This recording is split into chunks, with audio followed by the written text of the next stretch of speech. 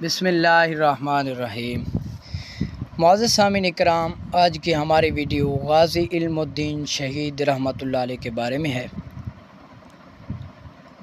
عاشق رسول کے بارے میں آپ سے گزارش کی جاتی ہے، آپ ہمارے چینل پر نئے آئیں تو چینل کو سبسکرائب کریں اور بیل آئیکن کے بٹن کو پریس کر دیں تاکہ اس طرح کے اور ویڈیو آپ تک بر وقت پہنچتی رہیں۔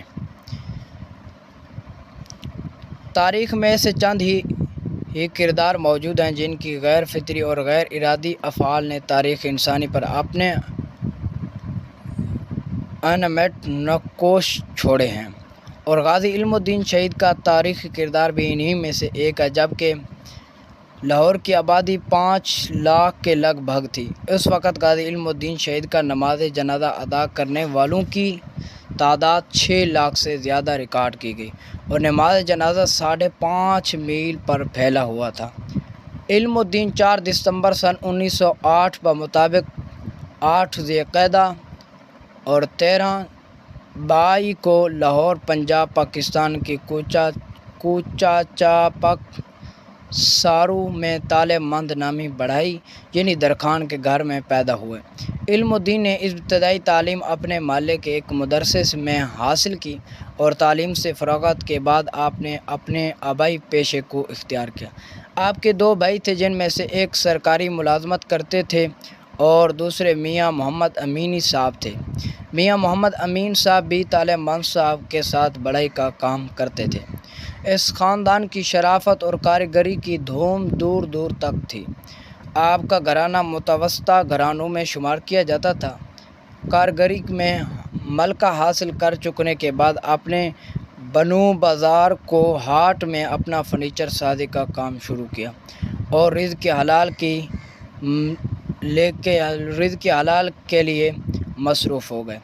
رجپال نامی لاہور کے ایک ناشر نے نبی آخر الزمان صلی اللہ تعالیٰ علیہ وسلم کے خلاف ایک گستاخانہ خانہ کتاب لکھی، شائع کی۔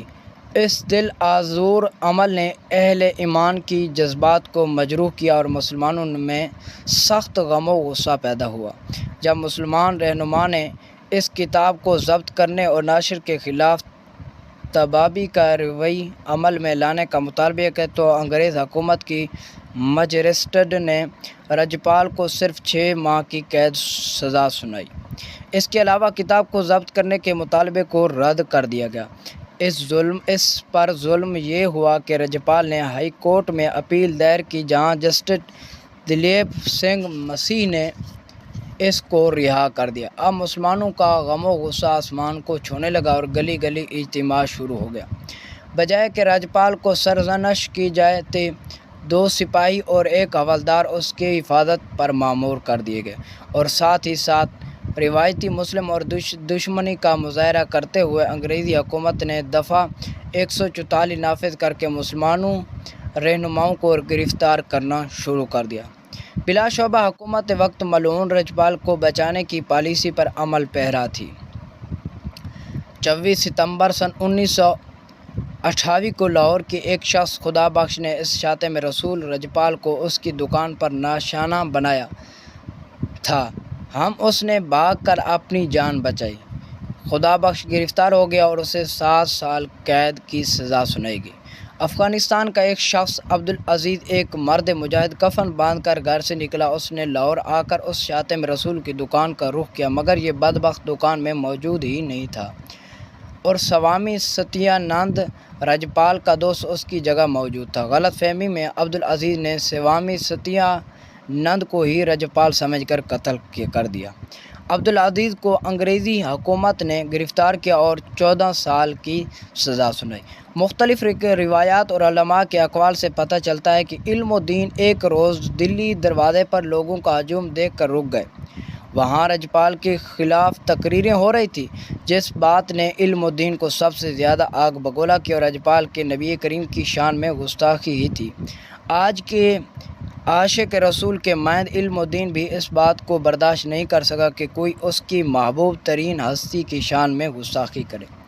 اس دور میں دلی دروازہ لاہور سیاسی سرگرمیوں کا گڑھ تھا، اور تمام تحریکوں کا گڑھ بھی۔ یہاں سے جو بات کی جاتی تھی وہ ملک کے طول عرض میں بآسانی پہنچتی تھی۔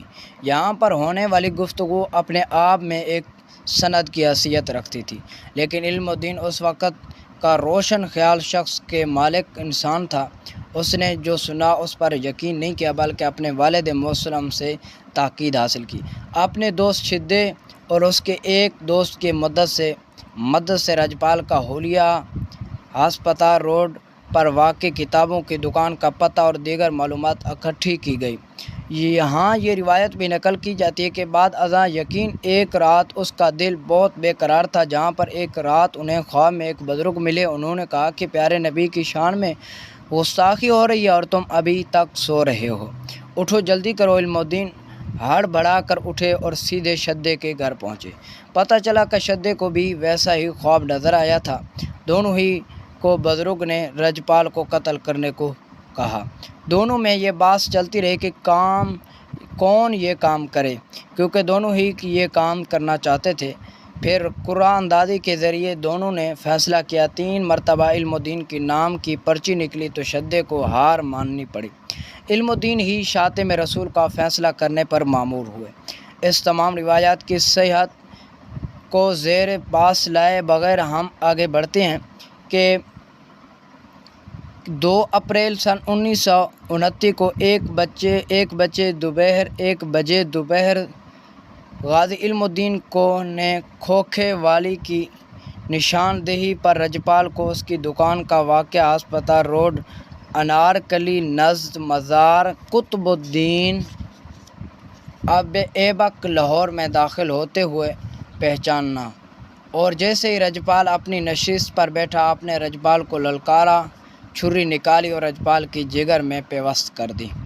عاشق کی ایک ہی وار نے رجپال کو کام تمام کر دیا۔ تھانہ انارکلی پولیس کو دکان کے ایک ملازم نے اطلاع دی اور غازی علم الدین نے قتل کا اعتراف کرتے ہوئے گرفتاری پیش کر دی۔ یہاں یہ امر بھی قابل غور ہے کہ اگر آپ چاہتے تو فرار ہو سکتے تھے، لیکن آپ نے فرار ہونے کی کوشش بھی نہیں کی۔ مقدمہ لائس نامی اسسٹنٹ ڈسٹرکٹ مجسٹریٹ کی عدالت میں پیش ہوا، جس نے غازی علم الدین پر فرد جرم عائد کر کے صفائی کا موقع دیے بغیر مقدمہ سیشن کورٹ میں منتقل کر دیا۔ غازی علم الدین کو سیشن کورٹ کی نیب نامی انگریز جج نے سزائے موت کا حکم سنایا۔ غازی علم الدین کی جانب سے سلیم باریٹ لائی پیش ہوئے اور آپ کے حق میں دلائل دیے، مگر تمام دلائل بے سود ثابت ہوئے۔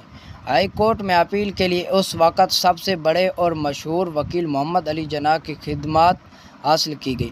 آپ بمبئی سے لاہور تشریف لائے اور آپ کی معاونت پیر سٹر فرخ حسین نے کی۔ یہاں یہ روایت بھی مشہور ہے کہ قائد اعظم محمد علی جناح نے غازی علم الدین کو کہا کہ آپ اس قتل کا انکار کر دو کہ آپ نے قتل نہیں کیا، آپ کی سزا ختم کروانا میری ذمہ داری ہے۔ جس کے جواب میں غازی علم الدین نے جواب دیا کہ تمام زندگی میں ایک ہی تو کام کیا ہے اور آپ اس سے بھی مکرنے کا مشورہ دے رہے ہیں۔ 7 جولائی سن 1929 کو ہائی کورٹ نے غازی علم الدین کو سزائے موت کا حکم سنا دیا۔ 15 جولائی سن 1929 کو ہائی کورٹ کی لارج چارج نے بھی سیشن کورٹ کی سزا کو بحال رکھا اور غازی علم الدین شہید کی اپیل کو خارج کر دی۔ اپیل خارج ہونے کی اطلاع جب غازی علم الدین کو دی گئی تو آپ نے فرمایا، شکر تھے الحمدللہ، میں یہی چاہتا تھا کہ بزدلوں کی طرح قیدی بن کر جیل میں سڑنے کے بجائے تختہ دار پر چڑھ کر ناموس رسالت پر اپنی جان فدا کرنا میرے لیے ہزاروں ابدی سکون اور راحت ہے۔ 31 اکتوبر سن 1929 بروز جمعرات کو میاں والی جیل میں آپ کو شہید کر دیا گیا۔ 4 نومبر سن 1929 کو جثہ خاکی کی حوالگی مطالبہ لے کر مسلمان ذمہ داران کی ایک وفد نے گورنر پنجاب سے ملاقات کی، جن میں علامہ ڈاکٹر محمد اقبال، مولانا عبدالعزیز، مولانا ظفر علی خان، سر محمد شفیق، خلیفہ شجاع، میاں امیر الدین، سر فضل حسین، مولانا غلام محی الدین قصوری اور دیگر صاحبان شامل تھے، اور یقین دلایا کہ تدفین پر امن ہونے کی ذمہ داری ہے۔ 13 نومبر سن 1929 کو مجسٹریٹ مرزا مہدی حسن اور سید مراتب علی شاہ کی سربراہی میں ایک وفد میاں والی روانہ ہوا اور 14 نومبر سن 1929 کو جسد خاکی وصول کیا۔ 15 نومبر سن 1929 کو محلہ ریلوے نے غازی علم الدین شہید کا جسد خاکی لاہور پہنچانے میں علامہ اقبال اور سر محمد شفیق کے حوالے کیا۔ اس وقت غازی علم الدین شہید کا نماز جنازہ ادا کرنے والوں کی تعداد 6 لاکھ سے زیادہ ریکارڈ کی گئی اور جنازہ اجتماع سے 5.5 میل پر پھیلا ہوا تھا۔ آپ کی نماز جنازہ خطیب مسجد وزیر خان قاری شمس الدین نے پڑھائی۔ سید محمد دیدار علی شاہ محدث لاہوری اور علامہ اقبال نے غازی علم الدین شہید کو اپنے ہاتھوں سے لحد میں اتارا۔ اس موقع پر ڈاکٹر علامہ محمد اقبال نے فرمایا، یہ درخانوں کا لڑکا ہم سب پڑھے لکھوں سے بازی لے گیا۔ آپ کی آخری آرام گاہ میاں میانی صاحب قبرستان بہاولپور روڈ میں ایک نمایاں مقام پر موجود ہے۔ تو عزیزان قدر برادران اسلام، یہ تھے غازی علم الدین، اللہ تبارک و تعالیٰ کے پیارے محبوب علیہ الصلوۃ والسلام کے عاشق رسول۔ تو اس طرح کے اور اسلامی ویڈیو، اس طرح کے ختم نبوت کے اسلامی ویڈیو دیکھنے کے لیے ہمارے چینل کو سبسکرائب کریں اور بیل آئیکن کے بٹن کو پریس کر دیں تاکہ اس طرح کے اور ویڈیو آپ تک بر وقت پہنچتی رہے۔ تب تک اللہ حافظ۔